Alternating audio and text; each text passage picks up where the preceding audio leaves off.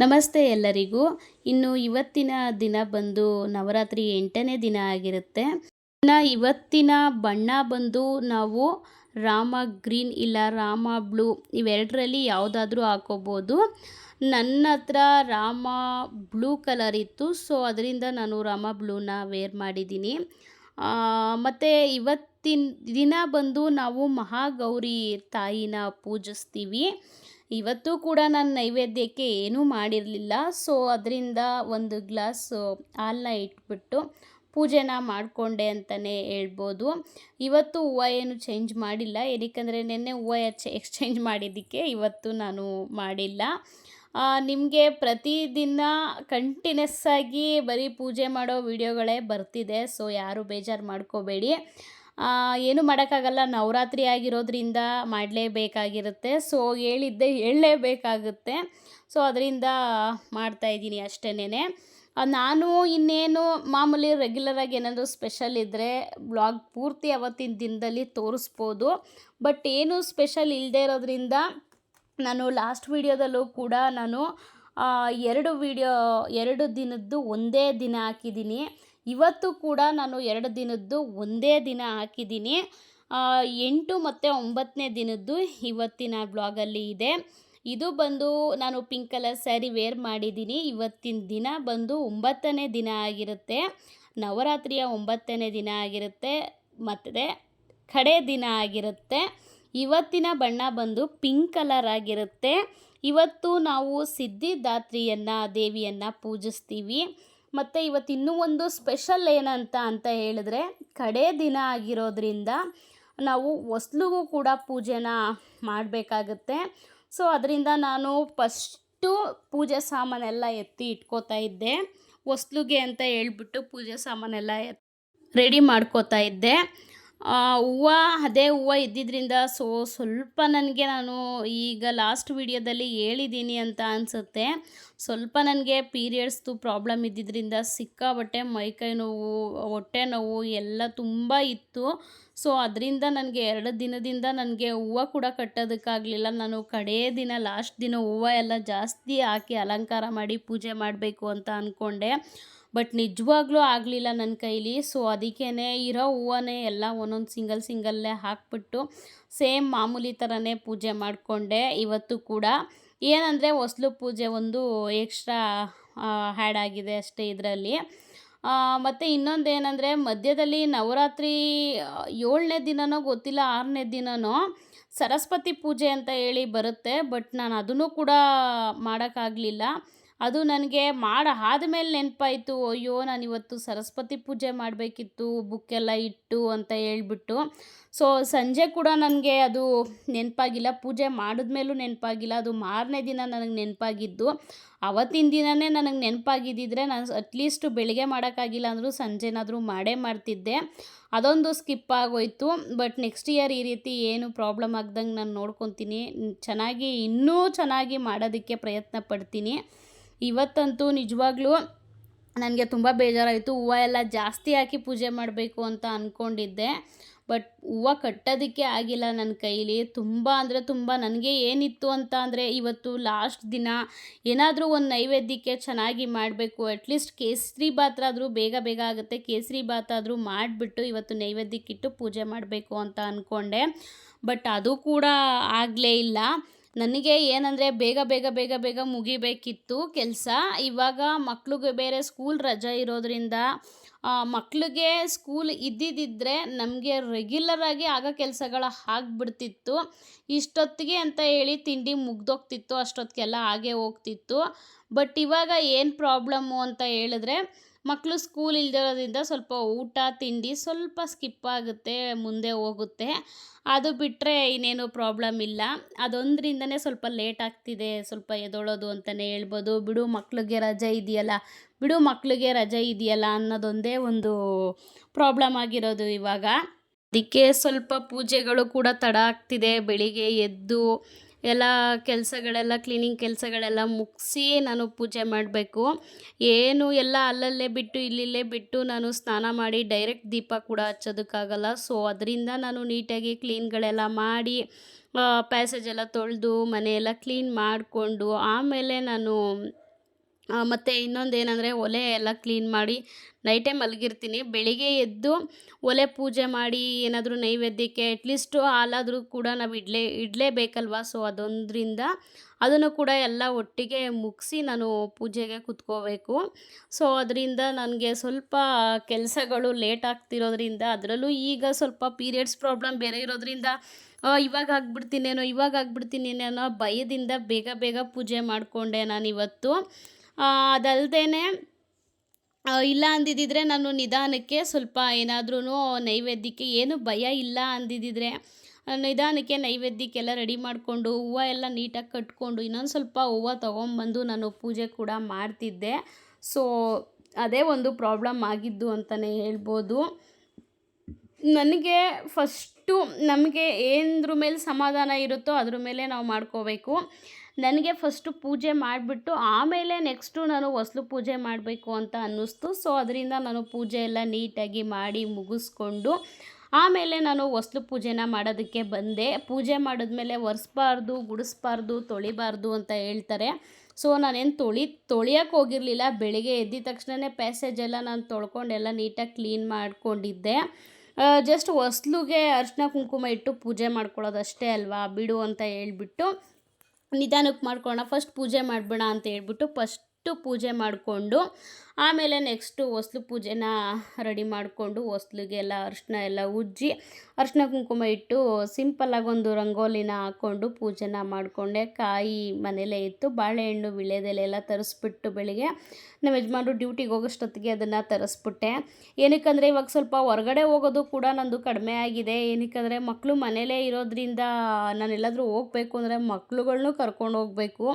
ಅದರಿಂದ ಹೊರಗಡೆ ಹೋಗೋದು ಸ್ವಲ್ಪ ಕಮ್ಮಿನೇ ಆಗಿದೆ ಅಂತಲೇ ಹೇಳ್ಬೋದು. ಮನೇಲೇ ಇದ್ದೀನಿ ಇವಾಗ. ಎಲ್ಲ ಪೂಜೆ ಎಲ್ಲ ಮಾಡಿ ಮುಗಿಸಿ ದೇವಸ್ಥಾನಗಳಿಗೂ ಕೂಡ ಹೋಗ್ತಾ ಇರಲಿಲ್ಲ. ಹೋಗಲೇಬೇಕು ಅನ್ನೋದೇನು ಇರಲಿಲ್ಲ ನನಗೆ ಮನಸ್ಸಲ್ಲಿ. ಬಟ್ ಏನಂದರೆ ಮಕ್ಕಳನ್ನ ಸ್ಕೂಲಿಂದ ಕರ್ಕೊಬರ್ಬೇಕಿದ್ರೆ ಅಲ್ಲೇ ಆನ್ ದ ವೇ ಇತ್ತಲ್ಲ.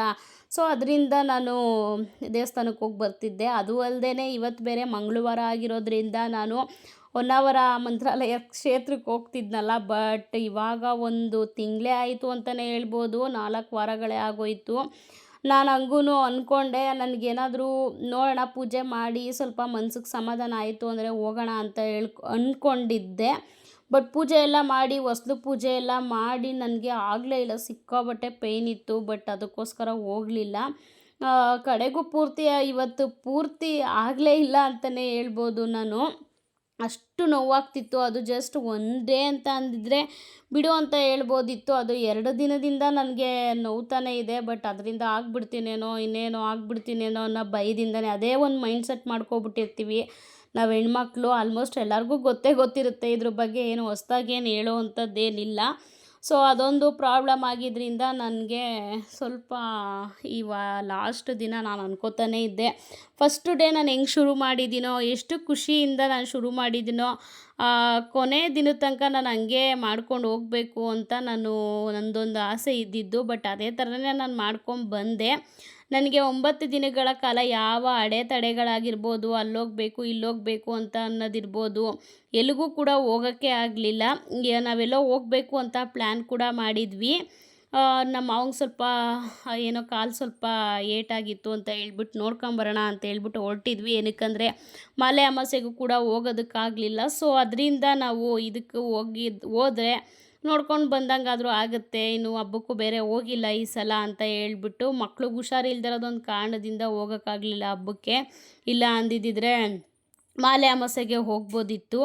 ಮಾಲೆ ಅಮಾವಾಸ್ಯೆಗೆ ಹೋಗಬೇಕು ಅಂತಲೇ ಸುಮಾರು ವೆಜಿಟೇಬಲ್ಸ್ ಆಗಿರ್ಬೋದು, ಮತ್ತು ಹೂವುಗಳು 2 ಮಾರು ಹೂವುಗಳಾಗಿರ್ಬೋದು ಎಲ್ಲನೂ ತಂದು ಇಟ್ಕೊಂಡಿದೆ. ಬಟ್ ಸಡನ್ಲಿ ಮಕ್ಕಳಿಗೆ ಲೂಸ್ ಮೋಷನ್ನು ಮತ್ತು ವಾಮಿಟಿಂಗ್ ಆಯಿತು.